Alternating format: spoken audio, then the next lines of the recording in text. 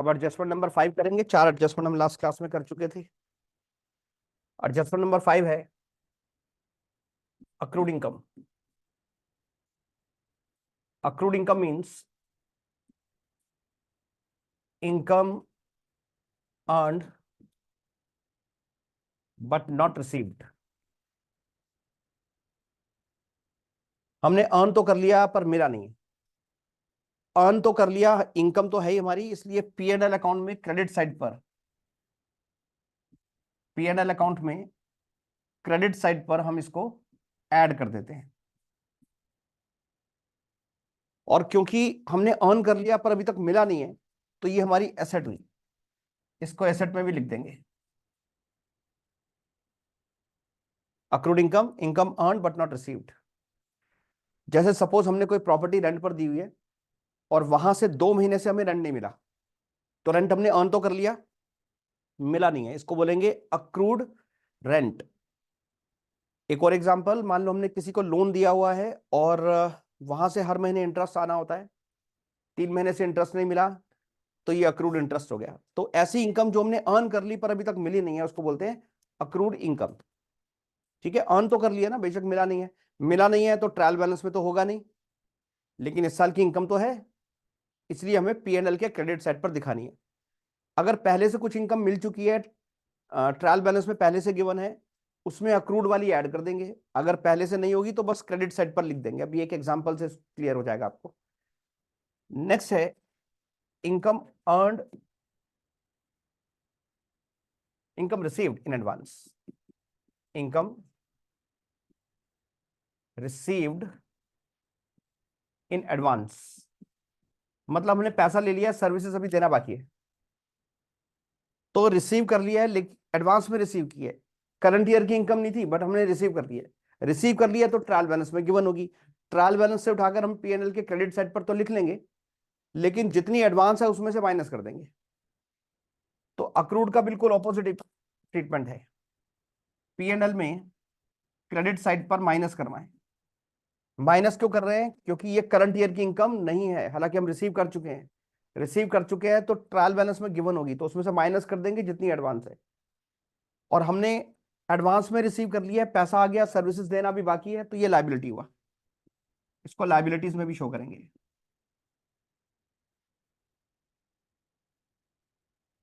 ठीक है।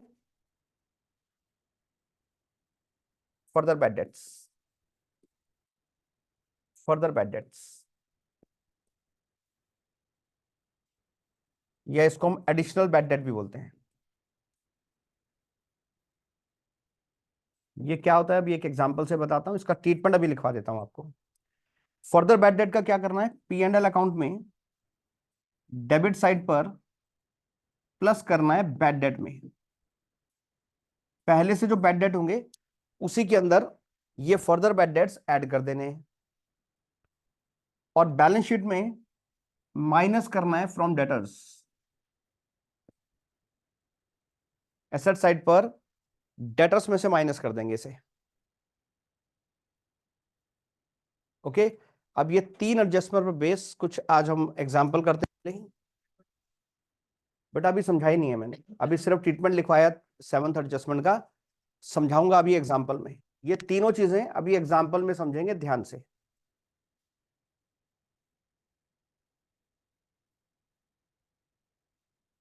चलो अब एक एग्जांपल लिख लेते हैं।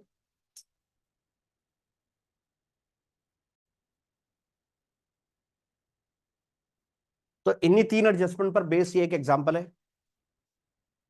रेंट रिसीव हुआ है 10,000, कमीशन रिसीव हुआ है 5,000, और आप देख सकते हो क्योंकि ये इनकम है इसलिए क्रेडिट साइड पर इसके बैलेंसेस हैं। तो ट्रायल बैलेंस में ये दोनों इनकम गिवन है, और डेटर दिए हुए 65,000। डेटर वो लोग होते हैं जिनसे हमने पैसा लेना होता है। और ट्रायल बैलेंस में बैड डेट लिखा हुआ है 3,000। इसका मतलब ड्यूरिंग द ईयर 3,000 रुपए बैड डेट हो चुके हैं, ये पैसा डूब चुका है। ये हमें ड्यूरिंग द ईयर ही पता था और हमने उसकी एंट्री भी कर दी। एंट्री कर चुके हैं इसलिए ट्रायल बैलेंस में दिख रहा है वो। लेकिन 3 एडजस्टमेंट दी हुई है। एडजस्टमेंट देने का मतलब ये होता है कि वो ड्यूरिंग द ईयर एंट्रीज नहीं हुई है, अब एंड ऑफ द ईयर हमने इसका ट्रीटमेंट करके दिखाना होता है। Accrued commission, accrued commission means commission earn but not received. Trial balance में कमीशन कितना गिवन है? 5000। 5000 ट्रायल बैलेंस में गिवन है, इसका मतलब इतना हम रिसीव कर चुके हैं। और एडजस्टमेंट में बताया गया है कि अक्रूड कमीशन अभी भी 4000 है, यानी 4000 कमीशन ऐसी है जो हम अर्न कर चुके हैं पर अभी मिली नहीं है। इसका मतलब करंट ईयर से हम कमीशन से इनकम अर्न कर चुके हैं 9000, जिसमें से 5000 मिल चुका है, ट्रायल बैलेंस में दिख रहा है, और एडजस्टमेंट में बताया है कि 4000 अभी नहीं मिला है। क्लियर? लेकिन करंट ईयर की कमीशन से इनकम, इसका मतलब 9000 है, इसलिए अक्रूड कमीशन को हम ऐड करते हैं। ठीक है, ये अभी आपको एडजस्टमेंट में बताया था कि अक्रूड कमीशन को हम क्या करते हैं, अक्रूड इनकम कोई भी होती है तो P&L में क्रेडिट साइड पर ऐड करते हैं। दूसरा, इसको एसेट पे भी शो करना है, क्योंकि ये पैसा लेना हमने किसी से, तो हमारी तो एसेट हुई। सर्विसेज दे चुके हैं, पैसा भी लेना है, तो ये एसेट हो गई। फिर आगे दिया हुआ है रेंट रिसीव्ड इन एडवांस 1000। ऊपर देखो रेंट कितना मिला हुआ है, रिसीव कितना किया है? 10,000 हम रिसीव कर चुके हैं, उसमें से 1000 एडवांस है, यानी करंट ईयर का नहीं है, वो तो नेक्स्ट ईयर का है, तो माइनस करना पड़ेगा। एडवांस हमेशा माइनस ही होगा, चाहे वो करंट, चाहे वो एक्सपेंस का हो, चाहे इनकम का हो। लास्ट क्लास में हमने प्रीपेड एक्सपेंस किया था, वो एडवांस में हमने पे किया था, माइनस ही किया हमने उसको, क्योंकि वो करंट ईयर का था ही नहीं। अब इनकम की बारी है, इनकम एडवांस में रिसीव कर चुके हैं, इसका मतलब ये इनकम करंट ईयर की नहीं है, इसलिए इसे माइनस करेंगे। क्लियर? इसके बाद है फर्दर बैड डेट, इसकी बात करते हैं। पहले हम इन दोनों को लिख लें। रेंट रिसीव्ड आ जाएगा P&L में क्रेडिट साइड पर। इस बार मैंने ट्रेडिंग ड्रॉ नहीं किया है, क्योंकि इन एडजस्टमेंट का ट्रेडिंग से कोई लेना देना नहीं है, तो मैंने सिर्फ P&L और बैलेंस शीट ही ड्रॉ किया। तो P&L में क्रेडिट साइड पर लिखेंगे हम बाय रेंट रिसीव्ड, ये आ गया 10,000। और रेंट की एडजस्टमेंट क्या है? Rent received in advance 1000 advance में रिसीव किया हुआ है, यानी करंट ईयर का नहीं है ये, तो इसको माइनस कर देंगे। रिसीव्ड इन एडवांस 1000 माइनस कर देंगे इसमें से। इसका मतलब करंट ईयर में रेंट से इनकम हमारी 9000 थी, बस मिला 10,000 है, लेकिन 1000 करंट ईयर का नहीं है, वो हमने हटा दिया। और income received in advance is a liability, क्योंकि हम पैसा ले चुके हैं, सर्विसेज देना भी बाकी है, इसलिए इसको लायबिलिटी में लिखेंगे। बैलेंस शीट में लायबिलिटी साइड पर, ये आगे लायबिलिटी साइड, ये है एसेट साइड, तो rent received in advance liability में भी लिखना है, rent received in advance 1000। Clear? Rent received P&L के क्रेडिट में लिखा, उसकी एडजस्टमेंट भी कर दी। अब है कमीशन रिसीव्ड, ये भी P&L में क्रेडिट साइड पर आता है, बाय कमीशन रिसीव्ड, ये गिवन है 5000, इनर कॉलम में लिखा, उसको एडजस्टमेंट है इसकी क्या? Accrued commission, commission earn but not received, earn तो कर लिया पर मिली नहीं है अभी। मिली कितनी है? 5000 हम रिसीव कर चुके हैं, और 4000 ऐसी है जो करंट ईयर में अर्न तो कर लिया पर अभी रिसीव नहीं हुआ। अर्न तो कर लिया ना, तो करंट ईयर की इनकम माना जाएगा, इस 5000 में ऐड कर देंगे अक्रूड कमीशन। तो यहां से ये पता चल रहा है कि करंट ईयर की कमीशन से इनकम 9000 थी, जिसमें से 5000 हम रिसीव कर चुके हैं, 4000 अभी भी अक्रूड है, रिसीव करना बाकी है। और अक्रूड इनकम को हम एसेट साइड पर भी शो करते हैं, क्योंकि हमने सर्विसेज दे दी है और अमाउंट रिसीव करना भी बाकी है, तो एसेट में लिख देंगे अक्रूड कमीशन 4000। क्लियर? चलो, ये दो पॉइंट हो गए। अब आते हैं डेटर्स पे। डेटर्स वो लोग होते हैं जिनसे हमने पैसा लेना होता है। 65,000 रुपीज हमने डेटर से लेने हैं, और during the year 3000 bad debt हो चुके हैं, और एडजस्टमेंट में बताया जा रहा है कि एंड ऑफ द ईयर और बैड डेट हो गए हैं, फर्दर बैड डेट हो गए हैं। तो एंड ऑफ द ईयर पता चल रहा है कि कुछ और बैड डेट हो गए हैं 2000 के। पहले से ड्यूरिंग द ईयर कितना बैड डेट हो चुका था? 3000। एंड ऑफ द ईयर पता लग रहा है 2000 और बैड डेट हो गया, तो टोटल बैड डेट कितना हो गया? 5000। तो करंट ईयर में बैड डेट से हमारा जो लॉस है वो 5000 का है, इसलिए P&L में क्रेडिट डेबिट साइड पर हम लिखेंगे टू बैड डेट्स। पहले तो ये बैड डेट लिख देंगे 3000, और उसमें ये फर्दर बैड डेट ऐड कर देंगे, फर्दर बैड डेट्स 2000 और ऐड हो गए। तो करंट ईयर में बैड डेट से लॉस हुआ है 5000, 5000 रुपए टोटल बैड डेट हो चुके हैं, पैसा डूब चुका है। 3000 ड्यूरिंग द ईयर डूब चुका था, 2000 हमें एंड ऑफ द ईयर और पता लगा कि 2000 और बैड डेट हो गए। अब एसेट साइड पर क्या लिखना है? डेटर्स पहले तो इनर कॉलम में रख देंगे 65,000 के। एंड ऑफ द ईयर हमने डेटर से 65,000 लेना था, 2000 रुपए बैड डेट हो गए, तो इसको यहां माइनस करेंगे।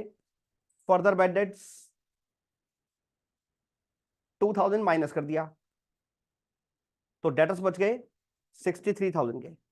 यहां पर दो बैड डेट्स हैं, एक तो ट्रायल बैलेंस में गिवन है और एक एडजस्टमेंट में गिवन है।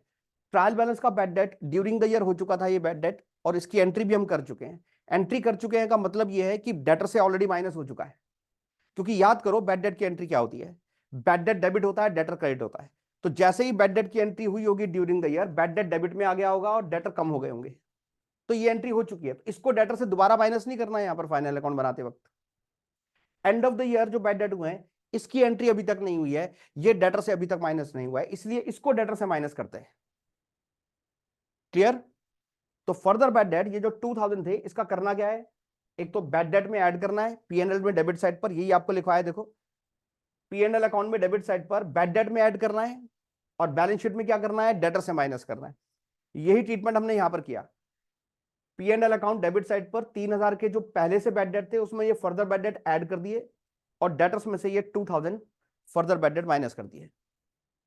ये तीनों एडजस्टमेंट समझ में आ गई?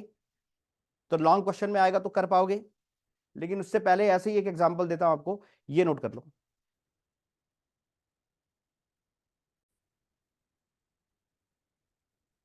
चलो नेक्स्ट ये एग्जांपल है, उसी तरह की तीन एडजस्टमेंट्स हैं, ये आपने सॉल्व करनी है। आप सॉल्व करो, फिर बाद में मैं बोर्ड पे सॉल्व करूंगा, आप टैली कर लेना।